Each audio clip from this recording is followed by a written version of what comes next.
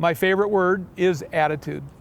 It doesn't take long to find out your coworker, the guy you're mopping seats with, or setting rodeo steel, or raking dirt with, or welcoming people, or taking tickets, or parking cars when it's 20 below out in the parking lot. It doesn't take long to find out if somebody has a good attitude or a bad attitude. In 1980, Bill Dutcher was looking for something, and he wasn't sure what. A student at Montana State, he stumbled into a job working the all-night shift, Thanksgiving night, at Metro Park. He's been there ever since. The best thing that whipped me into shape was to work. And what I loved is that I could never go home till the work was done. It wasn't about a shift ending. When you're changing over, I used to work the all-night shift for 5 years, for instance. I'd work 8 hours all night with Randy Pardis, and guess what? The next morning, the sun was up. The shift wasn't done because the next job wasn't ready to go, so we would work another 8 hours. I found I could work 16 hours and never be bored.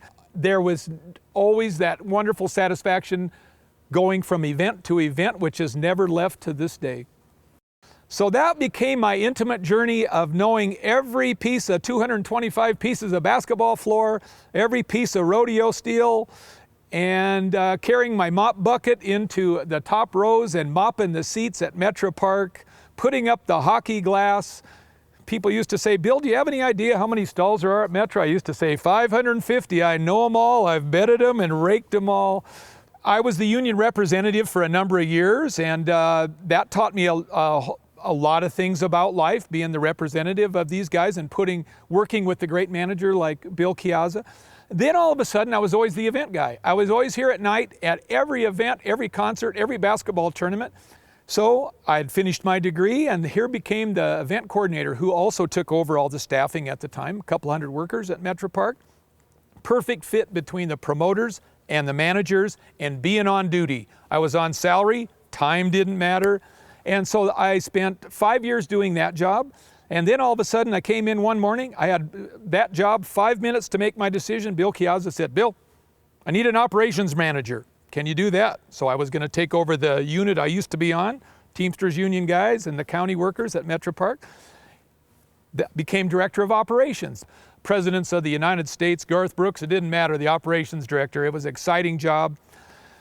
And then another day came. It was December 7th, 2005, and the commissioners asked to meet me at 4:20 in the afternoon on December 7th, 2005, up by the skyboxes. And they said, Bill, this was another job. I think I had 10 minutes to make my decision. They said, the media's downstairs and the staff's downstairs, and we need a general manager. Can you take the general manager's job? So I took the elevator down, and first thing I did was cancel a vacation I was going to go on. I went to sleep thinking about Metro Park and woke up thinking about Metro Park. I had been at the Outlaws game. It was the last regular season game, the night before Father's Day. I had already gone to the backside to talk to the horseman, Ben Carlson and his staff, to say that the power was going to be out on Father's Day for 6 hours. There was a transformer. Ron Machado, our engineer, was going to meet Northwest Energy and change out a transformer. So the power was going to be out for 6 hours that day. That is why there was nobody working at Metro Park, for that one simple reason. That day, the power was being changed over. It was dark in all the buildings.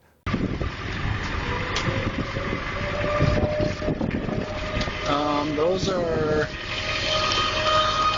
tornado warning, I think. Oh, tornado right there! Right there!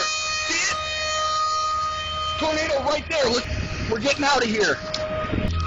Tornado in the heights, right behind us. My wife and my 2 kids and I were out at Penny's, and it's kind of a dark part of the building. There's no windows. It was 4 in the afternoon. And I got a call from Marilyn on the switchboard, who also lived on our grounds.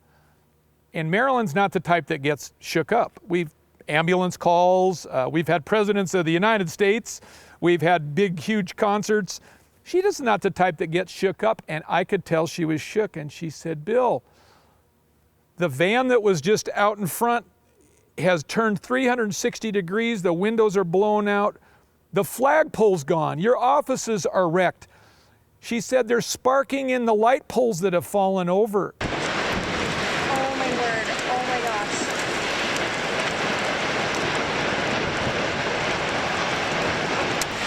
watching it destroy the Metro. We're on 6th Avenue watching. It is destroying the Metro. Then I got a call from Bob Dunker. Was on our board at the time. He says, Bill, I'm at Airport in Maine. I'm watching the Metro getting wrecked. I've always watched the Weather Channel when water switches people away. I was in the right lane about a block east of Tiny's, and I thought the water was going to take my truck and carry me sideways. Here I am at my age going, I'm scared. It was an amazing feeling being scared in Billings, Montana of weather. And then as I got down to 4th Avenue, you could see the sheriffs there and the power out and all the destruction. We went around, went in gate 1, met the county commissioners and started a tour, and just a huge part of Billings history. First thing for the staff was to say, we have 800 dogs moving on the grounds on Monday to carry the dog show off. Can we do it? Billings, Montana, Metro Park, Yellowstone County, say what you want. Yes, we had those people on the dog show circuit move in, carried off the dog show in the Montana Pavilion. The wonderful spirit of this community, regional community, was our stagehand union, our Starplex crowd management, our concession workers, maintenance work, every single person, our board members. Jeremy Van Atta organized the 400 people that showed up to pick up all of the refuse that had just blown apart on the grounds. All you saw was people, our guys up on roofs and raking and picking and cleaning, because you know what was lining up in the arena the next week. We had the national filming crew from Antique Roadshow scheduled to line up 7,000 people the following Saturday. This is Monday now, we're talking. Are we going to carry it off? Everybody, yeah. So we couldn't line up 7,000 people in this destroyed building with the blue sky coming in over your head. And they needed a covered walkway so people with their wares could carry all their heirlooms that they were going to take to Antique Roadshow. So the next week, on the west end of the Montana Pavilion, 7,000 people went through a covered walkway, and Antique Roadshow on national TV carried off like nothing had ever happened.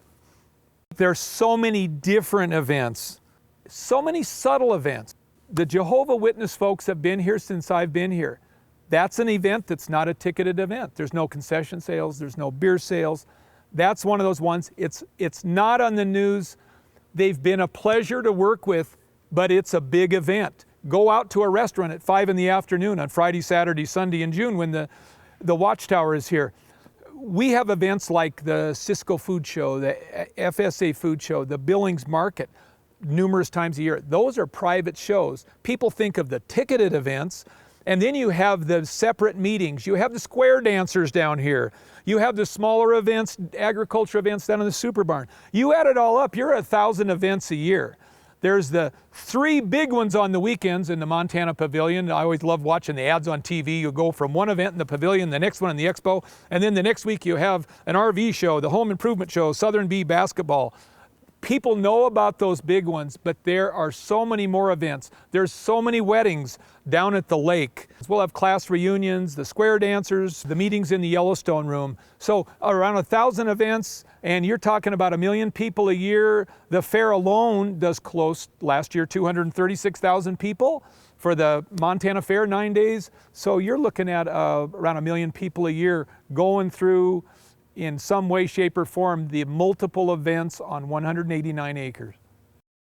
When David Lee Roth, and David Lee Roth was lead singer for Van Halen for a while, he was here with Van Halen, and then he was here on his own with the rock group Poison.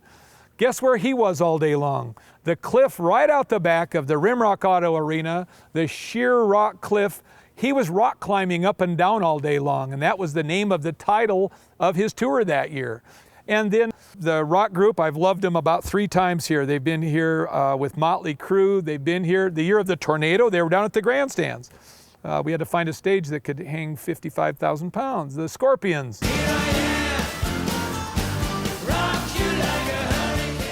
They're from Germany. Well, they need a German newspaper. So somebody's on task to have a German newspaper wherever, whether it's a San Francisco or Seattle, somebody's got to find a German newspaper. Blue jean babe, Elton John was here. Ganann's got over $1,200 of flowers for the dressing rooms. I mean, everybody is different. It's funny how they all love being in Billings. PBR bull riders, they love being in Billings for the unique flavor. They love the facility. They love the friendliness of the fans. They get the reception of the people that have come from our regional patrons in northern Wyoming over to the Dakotas. I know people that come from Lethbridge every year for PBR bull riding. You realize that this region, how far people drive.